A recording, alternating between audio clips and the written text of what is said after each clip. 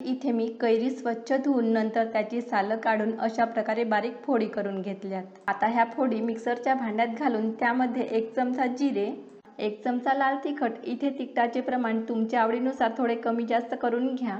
चवीपुरतं मीठ, परंतु कधीही कैरीच्या चटणीमध्ये मीठ घालताना नेहमीपेक्षा थोडं कमी घाला। आता हे पाणी न घालता हलकसं जाडसर वाटून घ्या।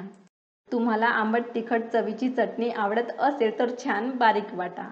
आता मी यामध्ये अर्ध्या वाटीपेक्षा थोडा कमी बारीक चिरलेला गूळ घालत आहे।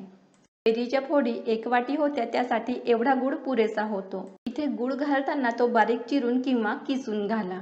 पुन्हा मिक्सरला फिरवून छान बारीक वाटून घ्या। तर ही बघा आंबट गोड तिखट चवीची पहिल्या प्रकारची कैरीची चटणी तयार आहे। या चटणीची कन्सिस्टन्सी अशा प्रकारे घट्टच असते। चटणीचा हा प्रकार बनवण्यासाठी शक्यतो छान आंबट असलेल्या गावरान कैऱ्या घ्या, त्यामुळे चटणीला छान चव येते। दुसऱ्या प्रकारची चटणी बनवण्यासाठी इथे मी मिक्सरच्या भांड्यात 1 वाटी कैरीच्या फोडी घातल्या आहेत। आता यामध्ये 10 ते 12 लसूण पाकळ्या, नंतर 1 चमचा जिरे, 1 चमचा तिखट, दोन्ही चटण्या छान झणझणीत असतील तरच त्या छान टेस्टी लागतात। तरी सुद्धा जास्त तिखट खाणे तुम्हाला आवडत नसेल तर हे प्रमाण कमी घाला। चवीपुरतं मीठ, इथे सुद्धा आधी सांगितल्याप्रमाणे मिठाचे प्रमाण कमी घाला। आता हे मिक्सरला जाडसर दळून घ्या। ह्या चटणीमध्ये सुद्धा अजिबात पाणी घालू नका। तर हे बघा, यामध्ये कैरी आणि लसणाचे छोटे छोटे दाणे दिसायला हवेत अशा प्रकारे ठेवा।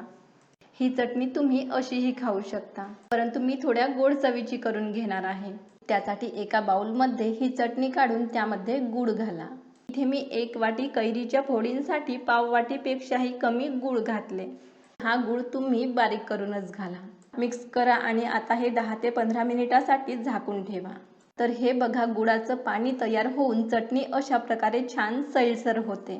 दुसऱ्या प्रकारच्या चटणीसाठी कमी आंबटपणा असलेल्या कैऱ्या घ्या। दाताखाली येणाऱ्या कैरी आणि लसणाच्या छोट्या छोट्या तुकड्यांमुळे ही चटणी खाताना थोड्या वेगळ्या चवीची आणि खूप छान लागते।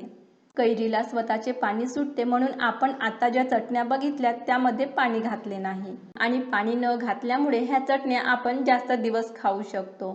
तर आजची ही चटण्यांची रेसिपी तुम्हाला कशी वाटली ते मला कमेंट करून सांगा। सोबतच लाईक आणि शेअर करा आणि आपल्या ह्या चॅनलला सबस्क्राईब करायला विसरू नका। पुन्हा भेटूयात। धन्यवाद।